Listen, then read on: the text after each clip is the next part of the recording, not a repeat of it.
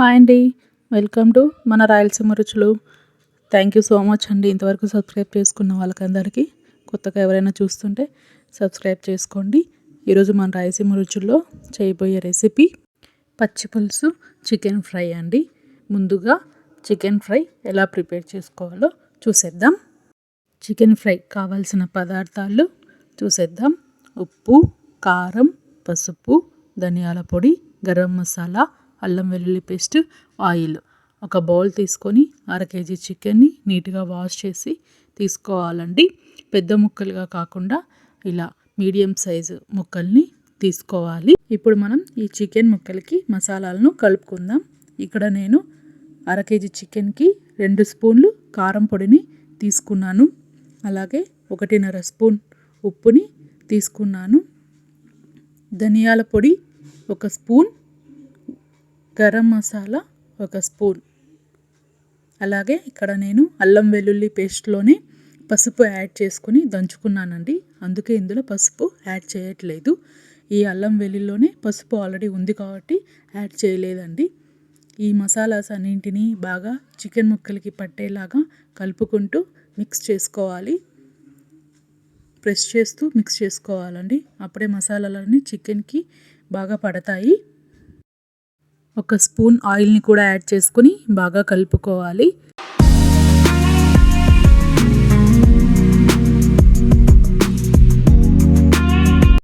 సగం నిమ్మకాయని తీసుకొని నిమ్మరసాన్ని యాడ్ చేసుకోవాలండి. వీటిని బాగా మిక్స్ చేసుకోవాలి. నిమ్మరసం వేయడం వల్ల ఫ్లేవర్ అనేది చాలా బాగుంటుంది. బాగా కలుపుకుంటూ మిక్స్ చేసుకోవాలి. బాగా కలుపుకున్న తర్వాత మూత పెట్టుకొని అరగంట పాటు ఫ్రిడ్జ్లో పెట్టుకోవాలి. అరగంట తర్వాత స్టవ్ ఆన్ చేసుకొని ప్యాన్ని పెట్టుకొని 2 స్పూన్లు ఆయిల్ని యాడ్ చేసుకోవాలి. ఆయిల్ బాగా కాగాక మనం మ్యారినేట్ చేసి పెట్టుకున్న చికెన్ని తీసుకొని యాడ్ చేసుకోవాలండి. చికెన్ని బాగా కలుపుకోవాలండి.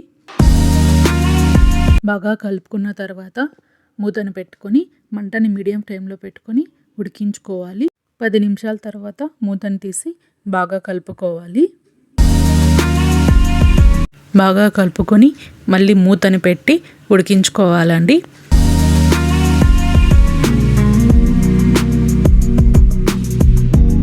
మళ్ళీ ఒకసారి మూతను తీసి బాగా కలుపుకోవాలండి. చూడండి, చికెన్లో ఉన్న వాటర్ అన్నీ ఇమిరిపోయాయి. ఇప్పుడు మంటని మీడియం ఫ్లేమ్లో పెట్టుకొని బాగా ఫ్రై చేసుకోండి. ఇక్కడ నేను 1 స్పూన్ మిరియాల పొడిని యాడ్ చేసుకున్నాను.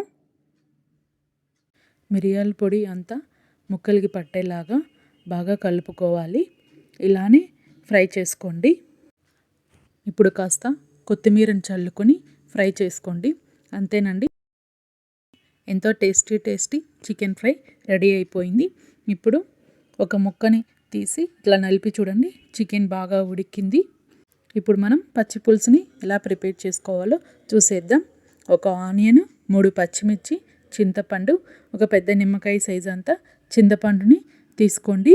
అలాగే కొత్తిమీర. ఇప్పుడు ఆనియన్ని ఫైన్గా చాప్ చేసుకోవాలి.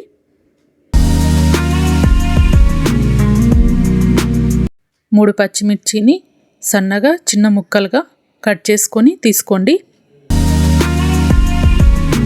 కొత్తిమీరను కూడా బాగా వాష్ చేసుకొని చిన్న చిన్న ముక్కలుగా కట్ చేసి పెట్టుకోండి.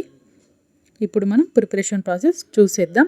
ఒక బౌల్ తీసుకొని అందులో చింతపండు బాగా వాష్ చేసుకొని తీసుకొని వాటర్ని యాడ్ చేసుకొని నానబెట్టుకోండి. చింతపండు నానాక బాగా పిసుక్కుంటూ గుజ్జు తీసుకోండి. చింతపండు అంతా బాగా నలుపుకుంటూ గుజ్జు చేసుకోవాలి.